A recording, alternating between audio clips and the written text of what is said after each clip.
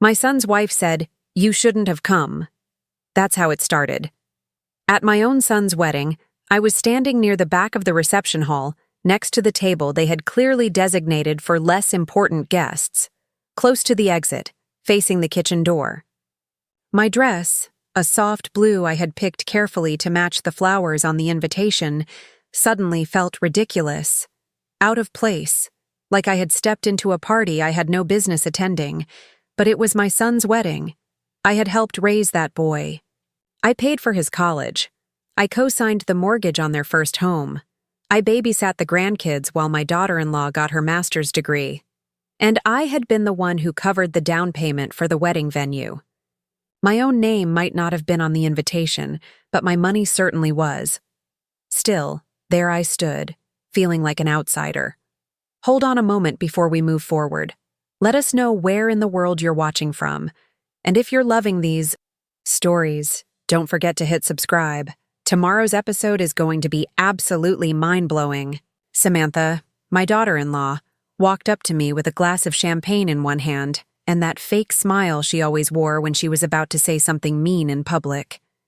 She leaned in and whispered just loud enough for two bridesmaids to hear, "You shouldn't have come."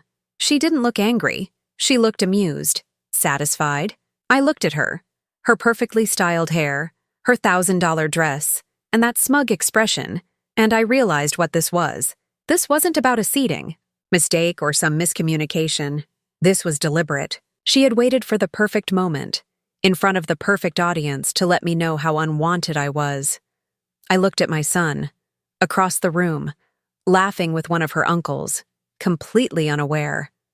Or maybe not. Maybe he knew and chose not to. See? That part still hurts. I turned my back to her, calmly set my untouched plate of food down and said, "Good luck." Then I walked out of the building. No tears, no scene. I drove home in silence. The city lights passed by my window in a blur, but my mind was sharp, focused. I went straight into my bedroom, took off the dress, and hung it back on the hanger. Then I opened my laptop and logged into my banking app. The mortgage payments I had been making for the last 2 years, on the house they bought together but couldn't afford without my help, were set up as automatic transfers from my account. Canceled them with 3 clicks. No warnings, no explanations. I didn't owe any. The next morning, I had 17 missed calls. By lunch, that number had jumped to over 50. By the end of the week, over 100, most from my son, a few from Samantha, even one from her mother. I didn't answer any of them. Instead, I sat in my kitchen with a cup of coffee and watched the sun come up through the window. I had never felt so calm. The silence from their end didn't last long. That Saturday morning, while I was watering the plants on my porch, my neighbor called out, "Someone's at your door. Looks like your son." I opened it to find Matthew standing there. My son. He looked exhausted, pale, and completely unlike the man I had raised. "Mom?" he started. "Can we talk?" I didn't say anything. I just moved aside so he could come in. We sat at the kitchen table, the same one where I used to help him with homework and serve him birthday cake. He didn't touch the coffee I poured for him. "They sent us a notice," he said quietly. "The mortgage company. We're behind now." I didn't look up. "I know." He looked at me, searching for something. Maybe guilt, maybe regret, but I didn't have any left to give him. "You canceled the payments?" "Yes." Silence. He swallowed. Hard. "Why didn't you tell me?" "You didn't tell me I wasn't welcome at your wedding." He flinched like I'd slapped him. But I hadn't. That had been Samantha's job. "Mom, I didn't say that. I didn't even know. Don't lie to me." His mouth opened like he was going to argue, then closed again. He leaned forward. "Look, Samantha, she's under a lot of pressure, with school and the kids and everything." I raised my hand. "Stop. Don't make excuses for her. This isn't about her. This is about you." He blinked. "Me?" "Yes. You let her do it. You stood there while she humiliated me. You didn't say a word." He sat back in the chair, eyes wide, caught off guard by the truth of it. "Mom, we need help," he said finally. "The kids," I cut him off. You should have thought about that before allowing the mother of your children to treat their grandmother like trash in front of everyone. He looked like he wanted to cry, but no tears came. Not that day. Then, softer, he added. Samantha said you're being petty, that you're punishing us. I laughed, not out of humor, just disbelief. You think this is punishment? This is freedom. Mine. He stood up, looking lost. I didn't think you'd actually go through with it. Then you never really knew me. He left without another word. I watched him drive away and realized something painfully clear. I had spent years believing I was part of their family, helping, giving, showing up. But the truth was, I was just a safety net. And the second they thought they didn't need me anymore, they cut the cord. Well, now the net was gone, and they were finally going to feel what it meant to fall without it. After Matthew left that morning, I didn't feel relieved. Not immediately. I sat in the same chair at my kitchen table for a long time, staring at the half-empty coffee cup he hadn't touched. My hands were still, but inside, something was shifting. For years I had been the one holding everything together, for them. When their fridge broke, I paid for it. When Samantha's car needed new tires, I covered the cost. When their second baby was born and Samantha had postpartum depression, I moved in for 3 weeks, cooked, cleaned, watched the kids, all while working my part-time job at the clinic. None of that had mattered at that wedding. I didn't cancel the mortgage out of revenge. I canceled it because they had made it clear I didn't belong, and I was done paying to be invisible. That Monday, I got a voicemail from Samantha. Her tone was clipped, calculated.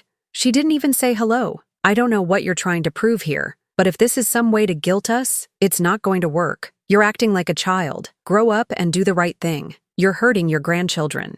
I didn't respond. That was the game she played, using the kids as leverage. But I knew better now. 3 days later, a formal letter came in the mail. Final warning before foreclosure. It was addressed to both Matthew and me. My name was still on the deed. I knew it would be. They'd never bothered to remove me because they never expected me to stop paying. That afternoon, I went into the spare bedroom where I kept all my files, documents from the last few years. I pulled out the manila folder labeled Matthew and Samantha and opened it on my desk. The numbers were all there, neat and precise.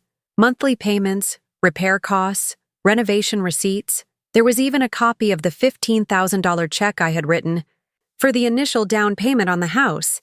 They never once offered to pay me back. Not for any of it.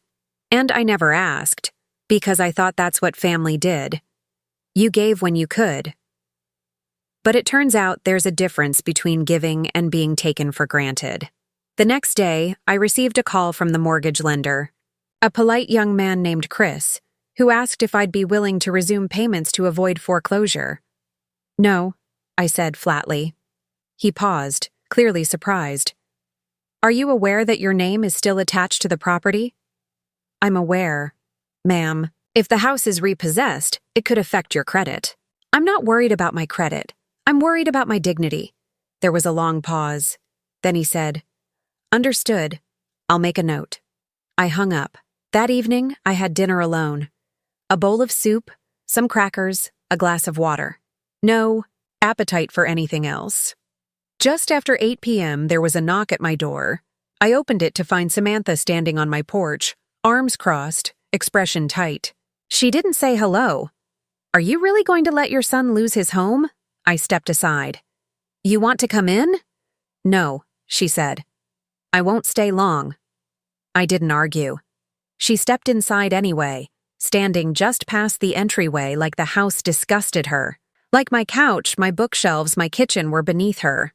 I didn't ask her to sit. You've made your point, she said sharply. You embarrassed us. You walked out of the wedding like a drama queen and now you're cutting us off. I stared at her. Do you hear yourself? She kept going. Matthew is stressed out. The kids can't sleep. They don't understand why Grandma doesn't visit anymore. I folded my arms. That didn't seem to bother you 2 weeks ago when you told me I wasn't welcome at your wedding. Her lips tightened. It wasn't personal. Yes, Samantha, it was. She looked down, then back at me. You didn't have to make it public. You could have talked to us, quietly. I didn't make it public, I said calmly. You did. You humiliated me in front of 100 people. And you didn't think there would be consequences. She scoffed. So this is payback? I walked into the kitchen and picked up a stack of papers. I held them out. This is a record of everything I've paid for over the past 5 years. Your house, your cars, your plumbing issues, your furniture. There's even a copy of the check for the down payment on that house. She didn't take the papers. I didn't ask for any of that, she said defensively. No, but you sure didn't refuse any of it. Samantha looked at me then, really looked at me. And for the first time, I think she saw me not as some harmless old woman she could dismiss, but as the person who had kept their entire life afloat. Her tone changed. What do you want? She asked. You want us to apologize? Fine. I'm sorry. I blinked slowly. You think this is about an apology? She didn't answer. I pointed to the door. Go home, Samantha. Take care of your family. Figure out your finances. I'm not your ATM anymore. She opened her mouth like she might say something else, then shut it. She walked out without looking. The next day, I went to see a lawyer. Her name was Carla Jenkins. Mid-50s, sharp eyes, no-nonsense tone. I told her everything. She read through the documents, nodding as I explained how my name was still tied to the property. You have full legal rights, she said. If they default on the loan, the bank can come after your credit. But you can also file a motion to take ownership of the home. I shook my head. I don't want their house. I just want to protect myself. She understood. That afternoon, she filed a formal motion removing my name from the deed. It wouldn't be easy. It never is. But she assured me she could make it happen. By the time I got home, there were 5 more missed calls from Matthew, 2 voicemails. The first one was pleading, Mom, please, let's talk. The second one was angry. I don't know what's gotten into you. This isn't who you are. But he was wrong. This is exactly who I am. I'm the woman who sacrificed quietly for years, who swallowed her pride at every insult, smiled through every eye roll, handed over money like it was nothing, and never once asked for gratitude. And now I'm the woman who's done. That night I slept well. Not because everything was fixed. Not because I didn't love my son, but because, for the first time in a long time, I had finally chosen myself. The morning after Samantha stormed out of my house, I got a call from Carla, my attorney. Good news, she said. We filed the petition to legally remove your name from the mortgage liability. Now we wait for the lender's response and the court's timeline. I nodded, holding the phone to my ear as I stood in my backyard pulling weeds. Do they usually contest that sort of thing? They can, she said. But the lender may just want someone to pay, and if you're no longer paying and you have a record of that, they may fast-track the foreclosure. Which could hurt me, I said. Which is why we're also filing a motion to show that you were misled into staying on the title with the understanding they'd refinance and remove you. We'll argue that you acted in good faith. I sighed. It was a lot to process, but I appreciated Carla's clarity. She didn't sugarcoat things. And in the meantime? I asked. Don't pay a cent. If you cave, they'll claim you accepted. Continued responsibility. I thanked her and hung up. The next few days were uneventful. No more knocks on my door. No calls from Samantha. But Matthew? He tried calling every night, sometimes twice. I didn't answer. I didn't want to hear another excuse. I didn't want to hear about how hard things were. I had been carrying hard things for years, and no one asked me how I was holding up. But on Thursday night, something different happened. Car pulled into my driveway around 9 p.m. I saw it from the living room window. Matthew stepped out, wearing a wrinkled shirt, looking exhausted. In his arms, he carried Lily, my oldest granddaughter. She was in her pajamas, wrapped in a thin pink blanket. I opened the door before he knocked. "What are you doing here?" I asked. "Mom," he said, barely above a whisper. "She's been asking for you." I looked at the little girl in his arms. Her eyes were puffy. She'd been crying. "She has a fever." Samantha said she's fine, but I just didn't know what else to do. I stepped aside. "Come in." He walked in and sat down on my couch, holding Lily close. I touched her forehead. She was warm, but not dangerously. Still, she looked uncomfortable. I went to the kitchen, grabbed the thermometer, and returned. Her temperature was 101.8. "Did you give her anything?" I asked. "She wouldn't take the Tylenol," he said, and then Samantha left. She said she needed air. "Left?" I repeated. "You mean she left the house?" "She took the car," he said. "I think she went to her mother's. I tried calling, but—" He looked up at me, and for the first time in weeks, he looked like my son again, the scared version, the one I used to comfort when he was 6 and afraid of thunderstorms. "Can I give her a bath?" I asked. He nodded. Quickly. "Yeah, of course." I carried Lily into the bathroom, ran a lukewarm bath, and helped her in. She clung to me at first, but soon she relaxed. I poured water over her back, speaking softly.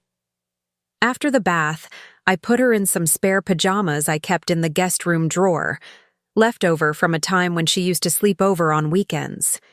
She lay down in the guest bed and reached for my hand. "Grandma, why don't you come over anymore?" she asked. My chest tightened. I didn't answer right away. "Sometimes grown-ups don't get along," I said carefully. "But I always love you, no matter what." "Mommy said you're mad." "I'm not mad at you," I told her. She nodded sleepily, her eyes already closing. By the time I went back to the living room, Matthew was pacing the floor. "She asleep?" he asked. I nodded. "You can leave her here tonight. I'll watch her." He looked hesitant. "You sure?" "Yes. Go home, get some rest, check on your other daughter." He stared at the floor for a moment. "Things are bad, Mom, with Samantha. She's not talking to me. She's blaming me for everything, and honestly, I don't even know how we got here." I didn't respond. I just listened. "I should have stood up for you at the wedding," he added. "I know that. I didn't think she'd take it that far. And when she did, I froze." "You didn't freeze," I said. "You looked the other way." He looked like he'd been punched in the stomach. "I'm sorry." I believed he meant it, but it didn't change what had happened, or how many years it had taken for him to say those words. "You have to fix your own house now," I said. "I'm not doing it for you anymore." "I know." He left 10 minutes later. I stayed up, checking on Lily every couple of hours, feeling something I hadn't felt in a long time, needed, not for my money, not for my ability to babysit, but for who I was, just Grandma. The next morning I made pancakes. Lily ate them quietly, watching cartoons from the couch. She seemed better, less pale. When Matthew returned to pick her up, he looked like he hadn't slept. I packed a small bag for her and handed it to him. "Has Samantha called you?" I asked. He shook his head. "She turned her phone off. Left a note this morning saying she needed space." I didn't ask for details. I knew it wasn't my business anymore. Before he left, I said, "You should find a lawyer." He looked confused. "Why? If she's leaving and you're in financial trouble, things could turn ugly fast. You need to protect yourself. And your kids." He nodded slowly. "Okay." "And Matthew," I added, "don't ask me to fix it." "I won't." He left with Lily, and I watched their car drive away. That afternoon, Carla called again. The bank had acknowledged the petition. A formal hearing was scheduled in 3 weeks. If all went well, I'd be legally untied from the house. But here's where it got complicated. That house, the one I helped pay for, was still legally under partial ownership, which meant if they defaulted, I had a right to claim it. Carla explained it simply. "If you want to protect your financial standing, And if they can't afford to keep up, you could technically assume ownership. I don't want it, I said, but it may come to you anyway. 3 days later, that's exactly what happened. A new letter arrived from the mortgage company. Samantha and Matthew had missed their second consecutive payment. The lender was preparing to proceed with foreclosure unless a payment was made by the end of the month. Carla sent me one more message. If you want the house, you can initiate proceedings to take possession before the foreclosure is finalized. Didn't know how to feel. It wasn't revenge I wanted. It was peace. But maybe peace meant protecting myself, even if it meant taking something they thought I'd never touch. The next morning, I woke up early. Not because I had a long to-do list or somewhere to be. I just couldn't sleep. I kept thinking about what Carla had said. You could assume ownership of the house. I didn't want it, but I also didn't want to sit back and let the bank pull my name through foreclosure proceedings. That house still had my signature on it, my money buried in the drywall and roof repairs. It was more than a house. It was a history I had funded and a responsibility they had thrown back in my face. I sat at my kitchen table, looked at the clock, 6:38 a.m., and called Carla. Sorry for the early call, I said. I want to do it. She didn't ask what I meant. You want to claim the property before the foreclosure? Yes, I said. If they're going to ruin something I helped build, I'd rather take it and deal with the mess myself. Understood. I'll drop the paperwork. It's not a quick process, but once we start, the lender will have to freeze foreclosure actions until the ownership question is resolved. Good, I said. Let's move. That afternoon, Carla sent me an email with the formal notice of intent to claim the house under the co-ownership clause. All I had to do was sign it. I stared at the screen before clicking the button. I didn't feel triumphant. I felt exhausted. The next day, Matthew showed up again. He didn't call first, just knocked. I opened the door, expecting more pleading, maybe another apology, but this time he looked calm, defeated almost. Can we talk? He asked. I let him in. We sat at the table again, the same place everything had been unraveling for weeks. He took a deep breath. Samantha is staying at her mother's now, says she's not ready to come back. I think this might be the end. I didn't respond right away. He needed to say it out loud. I've been thinking a lot, he continued, about everything, the wedding, the house, what I let happen. I stayed quiet, let him carry it. She said I should have cut you off years ago, that you were too controlling, that you had too much influence over our family decisions. But the truth is, he stopped himself, stared at the floor. The truth is, we needed you, and we never treated you like we did. Still, I didn't speak. I didn't trust his words yet. I got your notice, he added, finally looking up. About the house, I nodded. He swallowed hard. You're really going to take it? It's not about taking anything, I said. It's about not letting you destroy my credit and leave me holding the mess. His mouth twitched, like he wanted to argue but couldn't. You stopped paying. You didn't refinance. You ignored every responsibility tied to that house while my name was still attached. This isn't a punishment. It's protection. He nodded slowly. I get it. I don't think you do. He looked confused. I didn't do this to make a point. I did this because, for once, I'm not willing to be the only adult in the room. You made decisions. Now you get to live with them. He took a shaky breath and nodded again. Okay. What happens now? The court will review the petition. If they approve it, I take possession. You'll have 30 days to leave. After that, I'll change the locks. He looked down again. His hands clenched into fists on the table. Then, slowly relaxed. I deserve it, he said, almost like he was admitting something to himself. I stood up. The conversation was over. He left quietly. The next 2 weeks were quiet. I didn't hear from Samantha. She didn't show up at my door again. Matthew stopped calling. There were no more voicemails. For the first time in what felt like years, My phone was silent. I didn't tell anyone what was happening. Not the neighbors, not the girls at my church, not even my sister Janine. I didn't want the gossip. I wanted closure. One Friday afternoon, I drove to the property. I hadn't been there in months, not since the wedding. I parked across the street and just looked at the house. The lawn was overgrown.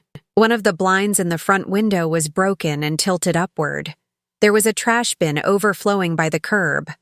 The flower bed I'd planted 3 years ago, azaleas, my favorite, was a mess of weeds. I stepped out of the car and crossed the street. No one was home. I had a key. They'd never changed the locks. The door creaked as I opened it. The house smelled musty, like food and sweat and stress. The furniture was the same, though more cluttered. Toys on the floor, dishes in the sink, a stack of unpaid bills on the dining table. I didn't snoop. I didn't go upstairs. I walked through the living room and into the kitchen, then back to the entryway. That was enough. On my way out, I paused and looked around one last time. This was the house where they were supposed to build a family, where I imagined birthday parties, Sunday dinners, grandkids playing in the yard.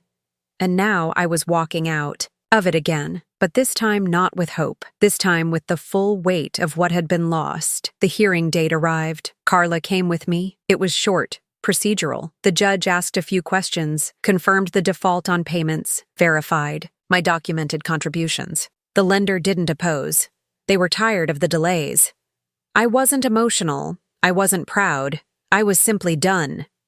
By the end of the hearing, I was the legal owner of the house. Matthew had 30 days to leave. 3 days later, I got a text from him. Matthew, we're moving out next week.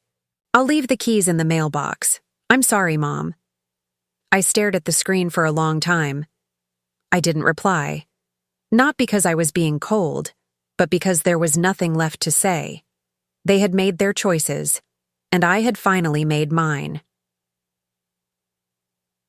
There. Following Tuesday, I drove to the house again. It was officially mine now. The court order had gone through, and I had a new copy of the deed in my mailbox, along with a formal letter from Carla confirming the transfer. 30 days hadn't passed yet, but Matthew had already texted to say they'd left early. I didn't know where they had gone, and I didn't ask. I only cared that they were gone. When I arrived, there was no car in the driveway. The curtains were drawn. The porch was empty. The mailbox had one envelope inside. No stamp, no return address, just my name in Matthew's handwriting. I unlocked the door and stepped inside. The air smelled stale, but not offensive. The house was empty, just as he said it would be. All the furniture was gone. The toys, the framed photos on the walls, even the cheap plastic dishes in the kitchen. Everything had been cleared out, except one thing. On the counter, next to the sink, was a small stack of folded papers, bound by a rubber band. I picked it up. A note was on top, in Matthew's handwriting. These were in Dad's drawer. I don't think he meant for you to see them. But I read them, and I think you should. I sat down at the bare kitchen table and pulled off the rubber band. There were 5 sheets of paper, each one handwritten, all of them addressed to me. They were from Matthew, not new ones. Old. Their dates at the top were from over a year ago, some even older. Written during moments I would never have known about if I hadn't seen them with my own eyes. The first one was dated August 4th, 2021. Mom, I don't know if I'll ever give you this letter. I'm writing it because I don't know what else to do. Samantha and I had another fight. About you. She says I need to cut the cord, that I rely on you too much, that you get in the way. But the truth is, I don't know how to do any of this without you. You've been the one constant. When we bought this house, we didn't even have the down payment ready, and you just handed it over. No questions. You didn't even ask for it back? I should have said thank you. I didn't. I don't even know why I didn't. You never asked for anything, and I guess I started to believe you didn't need anything. Matthew. I paused and looked around the kitchen. The cabinets were still, the same ones I had helped install.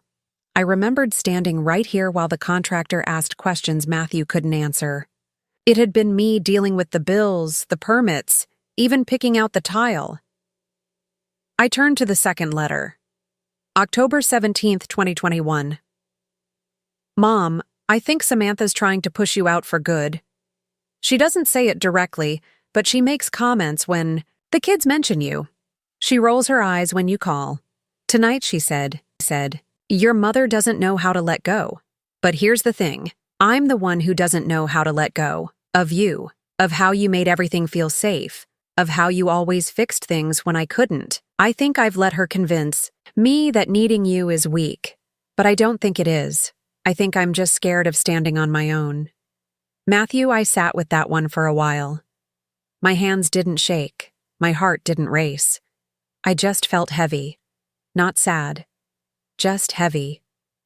Like every sentence was another bag I'd been carrying that I hadn't known how to label. The third letter hit harder. February 3rd, 2022. 3 weeks after Samantha had that heated argument with me over the babysitting schedule. Mom, I think I crossed a line this time. You offered to help again with the girls, and instead of saying thank you, I acted like you were interfering. I heard the way I talked to you. I sounded like Dad. I hated that. After you left, Lily asked why you were crying in the car. I told her it was allergies. I've never felt more ashamed. I don't know why it's so hard to tell you how much you matter. I don't know why it's easier to stay quiet than to say I'm sorry.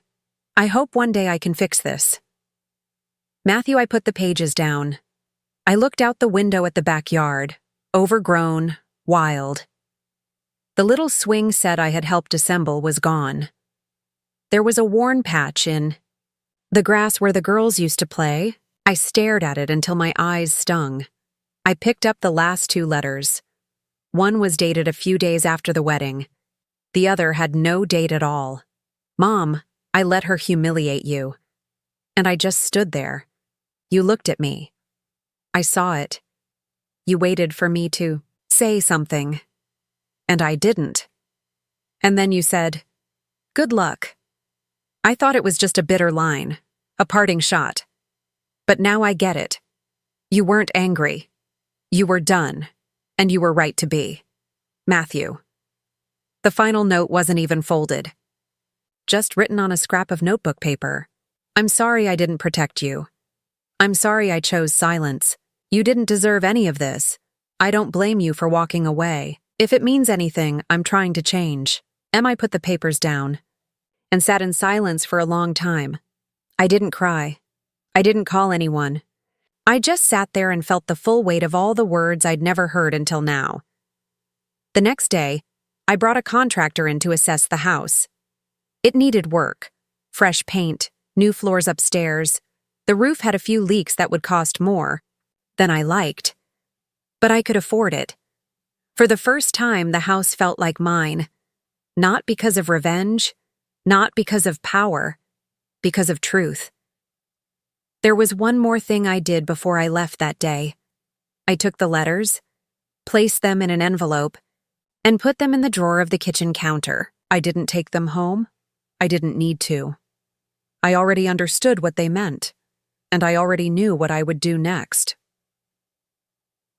3 weeks after I officially took possession of the house, the renovations began. Nothing major at first.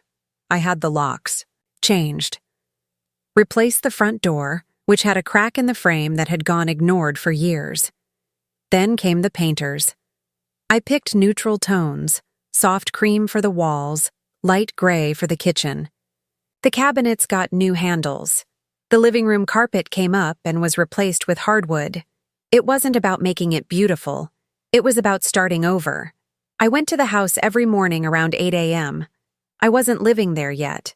I still stayed at my smaller home. But I came to oversee everything. I brought a thermos of coffee, sometimes a sandwich. I paid the contractors on time. I didn't rush them. They appreciated that. One Tuesday, while I was standing in the living room measuring curtain lengths, my phone rang. It was Matthew. I let it ring once, twice, then answered. "Hi," I said.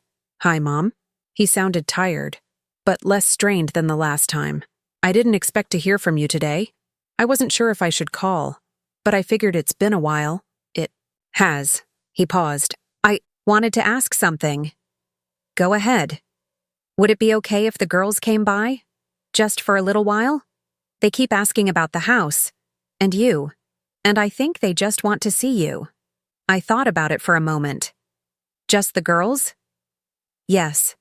I'll drop them off and come back later. What does Samantha think?" "She's not part of this anymore," he said quietly. "We're separated." I didn't respond right away. He added, "You don't have to do this. I'll understand." "No," I said. "You can bring them by, but only if it's about them, not about smoothing things over." "It is," he said. "It's just about them." The next day, I stayed a bit longer at the house and made sure. The workers were gone before 4 o'clock. I cleaned up the dust from the sanding in the hallway. I opened the windows for fresh air. Around 4:30, I heard a car door shut outside. I opened the door before the bell rang. Lily and Emma were standing there, both holding backpacks. Matthew stood a few steps behind them. "Hi, Grandma," Lily said, smiling. Emma waved. "Hi, girls. Come on in." Matthew stayed outside. "I'll be back in 2 hours." I nodded and closed the door. They walked in slowly, looking around like the place was unfamiliar. And it was. It looked different now.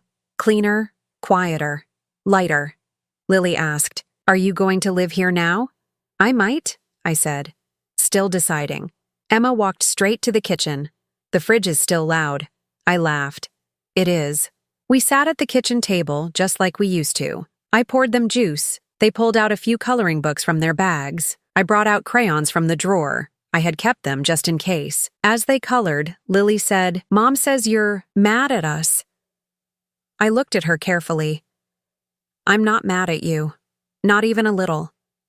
"She says you left." I shook my head.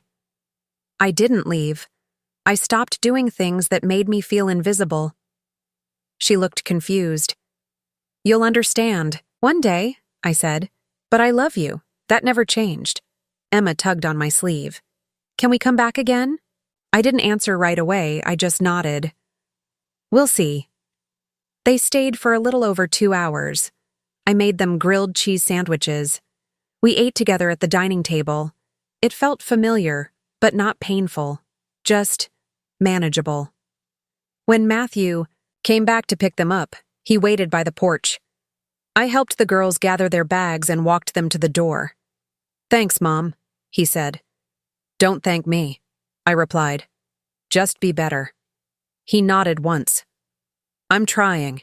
He turned to leave, but then hesitated. "Would you ever consider letting me help with the house?" I raised an eyebrow. "Help?" "Not financially. I know that ship has sailed. But maybe helping clean or paint, or whatever you need."